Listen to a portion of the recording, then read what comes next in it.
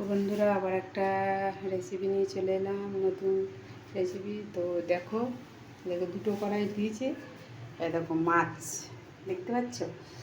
তো এই দেখো মাছের ডিম, এই দেখো মাছের তেল। তো চলো একে একে দিই, চলো।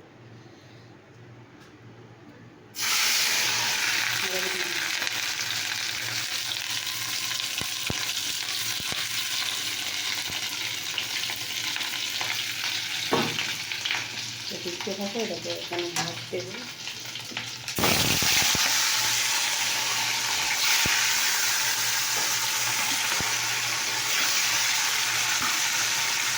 তো এখন মাছের রেসিপি জানাবো, সেই মাছটা ভেজে নিতে হবে।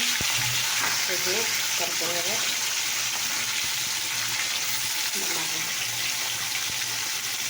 তোমরা দেখতে থাকো। তো দেখো বন্ধুরা এবারে উল্টে দিচ্ছি আমি। এবার দেখো আমি মাছটা আছে, তো এটাকে আমি ভাগ ভাগ করে এবার আমি এটা ভাগ ভাগ করে নিচ্ছি।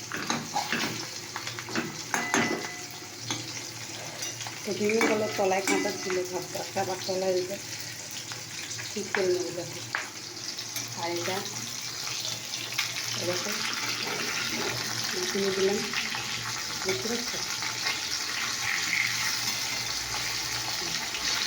এরকম আর একটু হতে মাছটা আছে চলে গেছে। তো এটাও দেখো এটা হতে রয়েছে। দেখো বন্ধুরা আমার ডিমের রেসিপি হয়ে গেছে, বড়া করলাম। তো আবার তেল দিয়েছি, এদিকে মাছটা দিয়ে দিয়েছি। দেখো পেঁয়াজটা দিয়ে দিয়েছি, দেখো পরিমাণ মতো নিয়ে হলো তুলে দিয়েছি।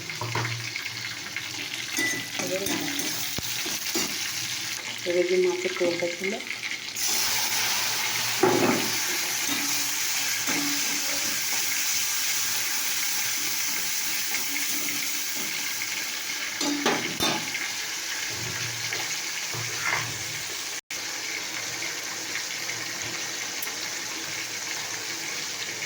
লঙ্কা।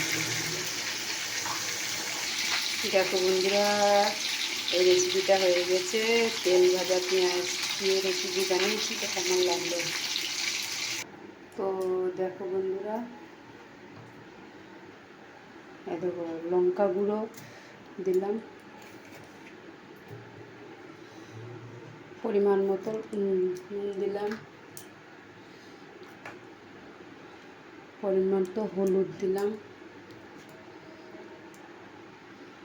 পরিমাণ মতো, জিরে গুঁড়ো দিলাম।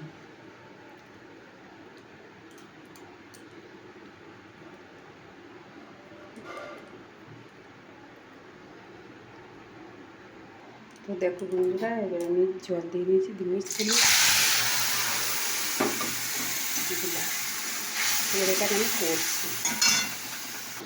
তো দেখো বন্ধুরা দেখো রান্না কষা হয়ে গেছে। তো এবার আমি জল দিচ্ছি।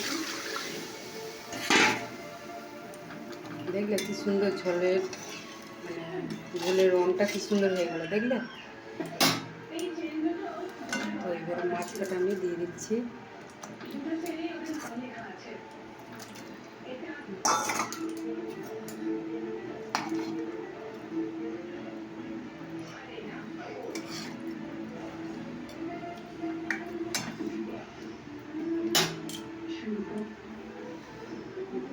দেখো কেমন লাগছে।